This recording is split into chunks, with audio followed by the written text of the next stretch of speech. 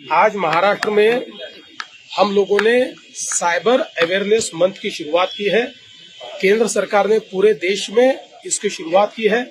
हम सब लोग जानते हैं कि आज स्ट्रीट क्राइम से भी ज्यादा हमारे सामने साइबर क्राइम की चुनौती है। बड़े पैमाने पर फिशिंग हो रहा है, फाइनेंशियल फ्रॉड्स हो रहे हैं, डिजिटल अरेस्ट हो रहा है, सेक्सटॉर्शन हो रहा है, साइबर बुलिंग हो रही है। तो एक समाज के ऊपर एक नया मैं ऐसा मानता हूं कि नई चुनौती के रूप में इसको देखा जा रहा है।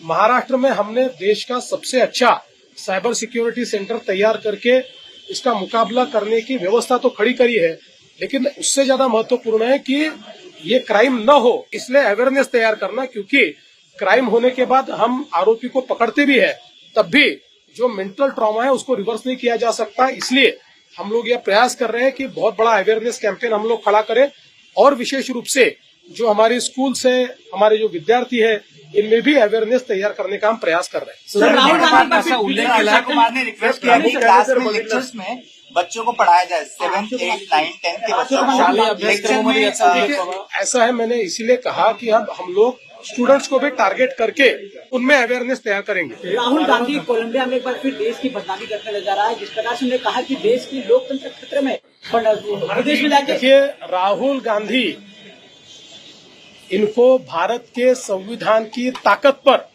विश्वास ही नहीं है, और इसका एक कारण है कि इस देश का, भारत का इतिहास वो जानते नहीं है।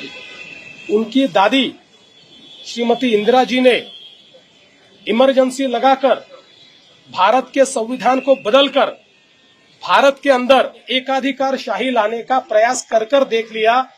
भारत की जनता ने उनको उलट दिया। ये भारत का लोकतंत्र है, ये डॉक्टर बाबा साहब आम्बेडकर जी ने दिया हुआ लोकतंत्र है। ये किसी के बाप में ताकत नहीं है कि इस लोकतंत्र को वो कमजोर करके दिखाए। इनका दिमाग कमजोर है, इनके दिमाग में कमजोर है, इनके दिमाग में इस संविधान के खिलाफ फितरत है।